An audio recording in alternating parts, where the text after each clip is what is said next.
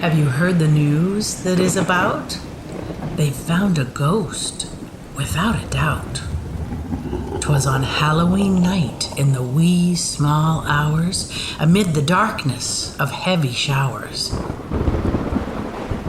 When travelers four were homeward bent, after a night of fun had been spent, they traveled along at a lively gait, for the night was dark and the hour late. Then, out on the road, a white figure was seen. Then men's hearts quaked, and the girls did scream. While the car was going with all its might, the spectre vanished into the night. Our county isn't much for size. Its people rarely take a prize. But as far as thrills, we can surely boast, for we've a very modern ghost.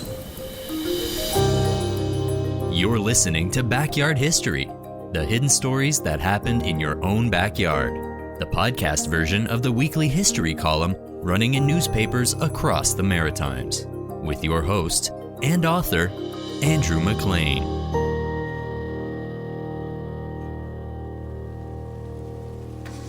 A carload of 4 young people, 2 guys and 2 girls, were driving home from a dance on a dark and stormy Halloween night in 1930. They were on a dark road going through the woods between the small towns of Richibucto and Rexton on New Brunswick's east coast when they had a bizarre, close encounter with a ghost. They wrote the following very dramatic letter about what happened that night to a Moncton newspaper. The night was pitch black and the rain was coming down in torrents. The wind on that All Saints' Day was blowing a living gale. Along a lonely stretch of road between Richibucto and Rexton, all at once, the figure of a woman clad in white appeared in front of our car. I brought the car to an abrupt stop, opened the door, and called out. In the very utterance, my voice stuck in my throat in a gulp of horror. The woman had vanished. I again started the car. In a second, the figure reappeared and sprang on the running board. By this time, the young ladies were screaming with terror. Whether to stop and throw the thing off or to yield to the entreaty of the girls to keep going was past resolving. As we left the bridge, I left the car and floated into a grove near the creek. Both of the girls fainted, and one of them required the attention of a physician when we reached Shediac.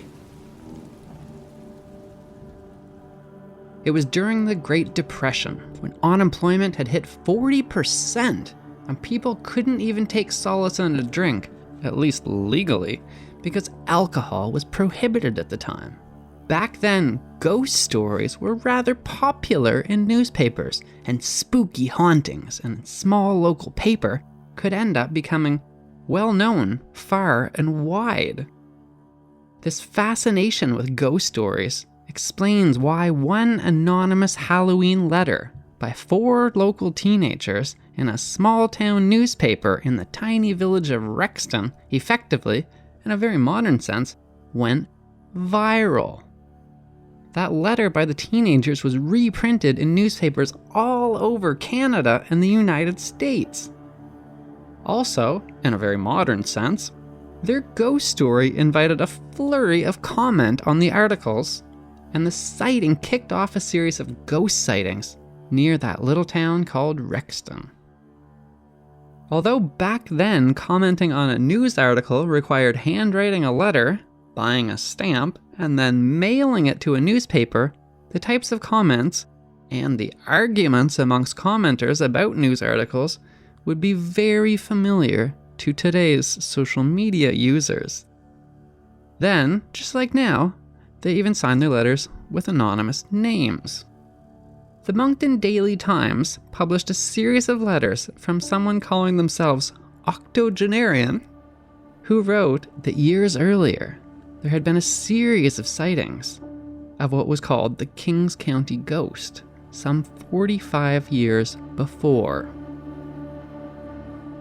I might mention many instances of the ghost being seen, for I am a loquacious octogenarian. However, I must confine myself to one instance and make it concise enough to meet editorial requirements. His stories were also reprinted in newspapers around the continent, adding further interest to what then was being called the Spectre of Rexton. The story of the Kent County ghost has awakened within me memories of childhood days spent with my uncle in Kingston, which is now called Rexton, renamed for the simple and practical reason that there were too many towns named Kingston already, more than 70 years ago. Even in that far-off day, this white-robed woman with the streaming white hair was a frequent visitor. I have known reliable men who have known this Kent County ghost. About 45 years ago, the late Dr. R.L. Botsford was a resident of this city. Early one morning, late in October, the doctor and William Black were returning from a hunting trip. They had nearly reached the road between Kingston and Richibucto when a woman dressed in a white dress, her long blonde hair fluttering in the winds, glided from the woods and kept pace with the gyrations of the covered coach in which they were riding. She extended her arms invitingly towards them. Startled, they lashed their horse to escape.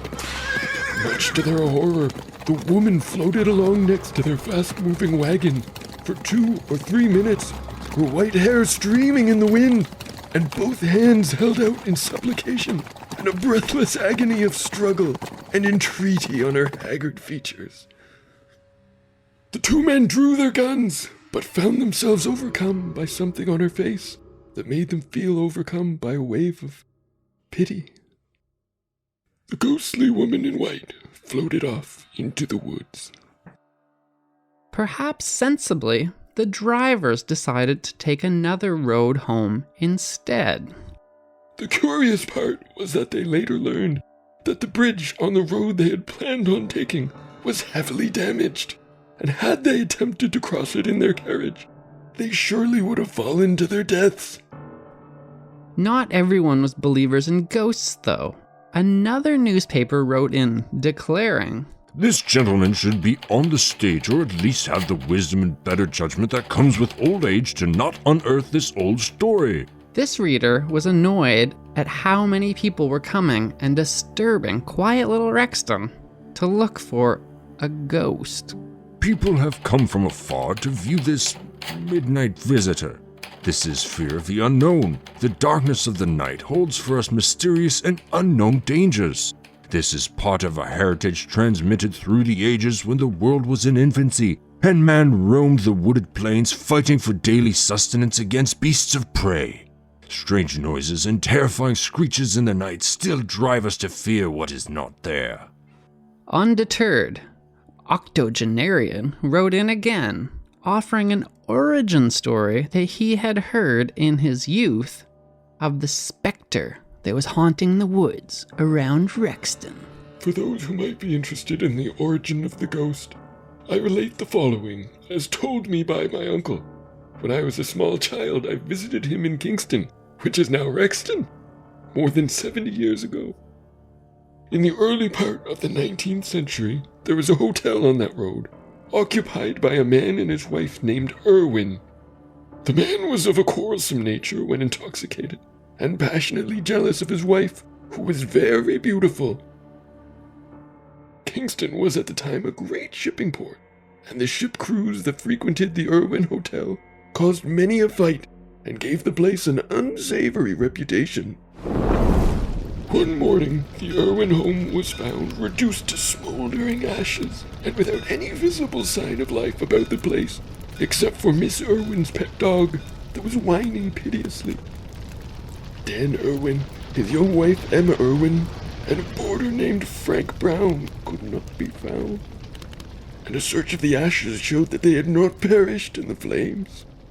About a week afterwards, the peculiar actions of the little dog aroused suspicions that Emma Irwin had been murdered, and her body was being guarded by the dog. Led by the dog, searchers found the woman's body buried in the autumn leaves, and her head was never found. Does this woman's ghost still roam the woods? Who can say? Rather dramatically, he ended his letter by quoting Shakespeare's Hamlet. There are more things in heaven and earth, Horatio, than are dreamt of in your philosophy. Between the octogenarians' widely reprinted ghost stories and the youths seeing the ghost on the road that Halloween, stories of the Spectre of Rexton spread, attracting even more attention. Longtime Rexton resident J. Donald Fraser later recalled what he called, simply, the famous ghost who made Rexton famous in 1930 and 1931. The media must have been in quite the slump at the time, as this ghost was given wide coverage. The media picked up on the story, which was considered front-page news. The story was soon picked up and printed all over Canada and the United States. This caused an influx of would-be ghost hunters, some of whom came to Rexton from as far away as the United States. Fraser recalled, For quite a long period, sightings were seen by hundreds, and people would drive to this area between Rexton and Richibucto to see the ghost. This was actually rather dangerous. Some of the ghost seekers carried guns in their cars to take a pot shot if they saw the ghost. Although Fraser didn't consider himself to be superstitious, he got caught up in the uproar and remembered worrying about the ghost while walking along a dark road one moonless night. There was a bit of a moon that night, and the Rexton lights, all three of them, were burning merrily. All went well until I passed the last street and headed into the darkness. The thought of the ghost struck me. As I got further along the road, I began to feel my hair beginning to stand on end. It was a gravel road, and I found myself starting to tippy-toe along to cut down on any noise. Suddenly, on my right, there was a loud noise in the bushes. I just took off as fast as I could. I must have broken the 4-minute mile that night. I remember outrunning a number of rabbits. As he was running, he heard a sound behind him. It turned out it was a police car with the provincials, and the constable offered him a drive. When I made it back to Kathleen's and told her, I damn well saw a ghost, she just smiled and told me that noise in the bushes was probably just a cow. Maybe, but I didn't stop to look. Ghost fever swept the whole region, and just like Donald Fraser, everyone was now seeing ghosts. Or what they thought were ghosts. This ghost sighting hysteria hit its peak on November 3rd, 1931, when the New Brunswick Provincial Police, who everyone called the Provincials, had to make what is surely one of the most unusual public announcements in the Maritimes' history, releasing an official statement explaining to the public that they had not, in fact, shot a ghost. This strange story began earlier that day when an officer at the Provincial's Moncton headquarters spilled a cup of coffee all over himself. He changed out of his coffee-stained white shirt and he hung it in the window to dry. Passerbys decided that the shirt covered in coffee hung in the window looked like the robe of a ghost stained with blood. This rumor spread fast, and according to the Moncton Daily Times newspaper, many people made for the Provincial's headquarters to see the garb and the guns taken from the ghost, while the police, as well as this newspaper, were besieged with telephone calls from the curious seeking information, only to be told that no capture of the fantastic creature had been effected. But everyone knows that you can't shoot a ghost, right? So why were people so quick to assume that the ghost had been shot by the Provincials? Despite all of the newspaper coverage and these visitors coming from far and wide to search for the ghost, even from the very beginning, there was suspicion amongst the locals that the ghost story was fake and that it was a mere cover for something else that was happening in the woods along the coastal road linking Rexton and Richibucto. As more and more people sighted the ghostly figure appearing on the road between Richibucto and Rexton, people who actually saw it began to notice that this particular ghost was displaying some awfully curious traits. Aside from its white dress and its robe, this ghost seemed to be wearing some quite masculine clothes. The ghost also dressed in a very seasonally appropriate manner for the cold late autumn weather, sporting warm clothes and heavy boots. This didn't exactly fit with the original ghost story of a flying, floating, beautiful woman inviting people to join her in the woods. The very day after the rather embarrassing mix-up between a coffee-stained shirt and a ghost who was shot in a police station, a group of 5 young teenagers departed Moncton. Their names were Lloyd King, Clyde Perry, and the siblings Frank, Lois, and Lena Cusack. And they drove to the dark and wooded road between Rexton and Richibucto, where the ghost had been frequently spotted. These teens later recounted what happened that evening to the Moncton Daily Times newspaper. We were motoring to Kent County for the express purpose of getting a glimpse of the ghost, which had been alleged to have been seen flitting through the woods considerably of late. It was a clear and bright, crisp, cold autumn night that was very well moonlit. It was perfect weather to catch a ghost. And that was exactly what these teenagers planned to do. We arrived at the place between Richibucto and Rexton where Mr. Ghost often appeared. When they got there, they found that 30 other people were already milling about, hoping to catch a sight of the famous ghost. Lena, the youngest of the teenagers, first spotted the ghost. We had not long to wait. A shadowy figure robed in white appeared near the edge of the bushes, quite close to the car, and hobbled or hopped along. The ghost had walked once too often and displayed the poor judgment of choosing a moonlit night for his wanderings. I gave the alarm, and our raiding party immediately gave chase.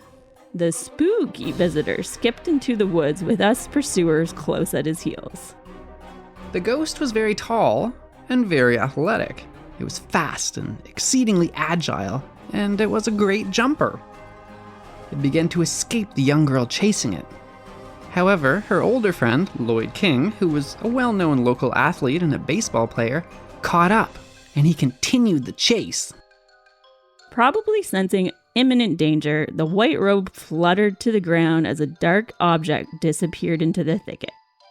We conducted a brief search for the ghost, but failed to find any trace of him, although we swear that we could hear someone breathing hard.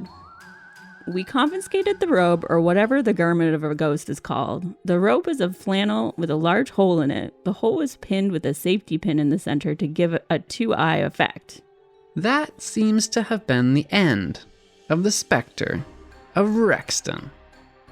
As time passed, a more complete story of what had happened in the woods began to emerge. And it was stranger than any old ghost story.